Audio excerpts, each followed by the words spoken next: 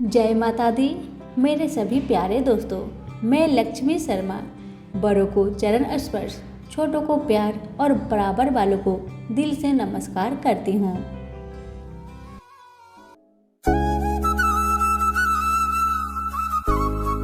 आज मैं आप सभी को सुनाऊंगी धर्मराज भगवान की नित्य नेम की कथा। एक गांव में दो माँ बेटी रहा करती थी। वह रोजाना धर्मराज जी की नित्य नेम की कहानी कहा करती थी। उसकी बेटी ने कहा, माँ मैं भी धर्मराज जी की नित्य नेम की कहानी कहूंगी। माँ ने कहा, बेटी तुम्हारा कहानी तो यहाँ पर मैं सुन लूंगी, लेकिन ससुराल में कौन सुनेगा। बेटी ने बहुत जिद की और धर्मराज जी की नित्य नेम की कहानी कहने लगी। उसकी शादी हुई, वह ससुराल गई तो सबसे कहती कि मेरी धर्मराज जी की नित्य नियम की कहानी सुन लो। मगर सभी लोग कुछ न कुछ बहाना बनाकर टाल देते, कोई कहानी नहीं सुनता। बेचारी को भूखा ही रहना पड़ता था। एक दिन पास के पड़ोसन बोली, बहन मैं तुम्हारी धर्मराज जी की नित्य नियम की कहानी सुनूंगी। वह आती, अपनी पड़ोसन को धर्मराज जी की नित्य नियम की कहानी सुनाती और उसके बाद खाना खा लेती।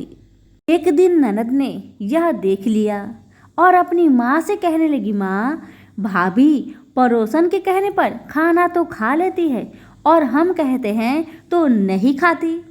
माँ ने कहा, अच्छा ऐसी बात है, तुम अभी जाकर पड़ोसन को मना कर दो कि बहू की नित्य नियम की कहानी न सुने। बेटी ने कहा, ठीक है माँ। अब लड़की पड़ोसन में गई और पड़ोसन को मना कर दिया, मेरी भाभी आए तो धर्मराज जी की नित्य नेम का कहानी मत सुनना।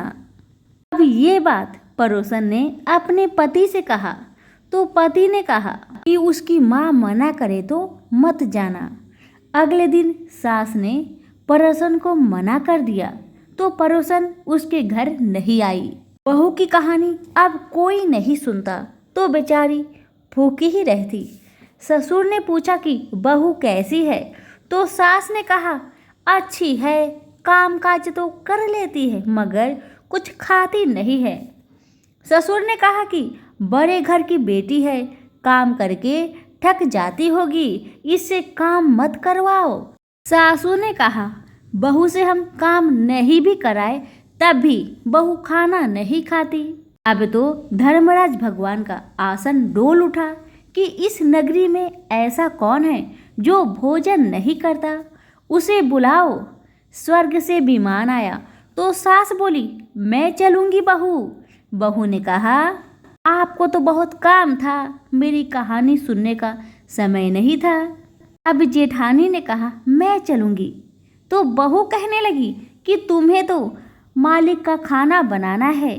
ननद ने कहा, मैं चलूंगी तो भाभी ने कहा, तुम्हें तो गुड्डे गुड़िया खेलने से ही फुर्सत नहीं थी। पड़ोसन बोली कि मैं चलूंगी तो वह बोली कि हाँ चलो, तुमने ही मेरी नित्य नेम की कहानी सुनी थी। वह अपने मालिक के पास गई। मालिक बोला, तू तो बड़ी भाग्यवान है, जो जीते जी जा रही है, मरकर तो सभी जाते हैं। वह भी गई। इसी तरह पास पड़ोस का सुख दुख सुनते सुनाते मिलजुल कर रहना चाहिए। हे धर्मराज जी भगवान, जैसे आपने बहू पे कृपा की, वैसे ही कहानी कहने वाले, सुनने वाले, हुक्कारे भरने वाले पर सभी पर अपनी कृपा बनाए रखना। तो सभी मिलकर बोले, धर्मराज भगवान की जय। कथा अच्छी लगे तो लाइक शेयर जरूर करें। धन्यवाद।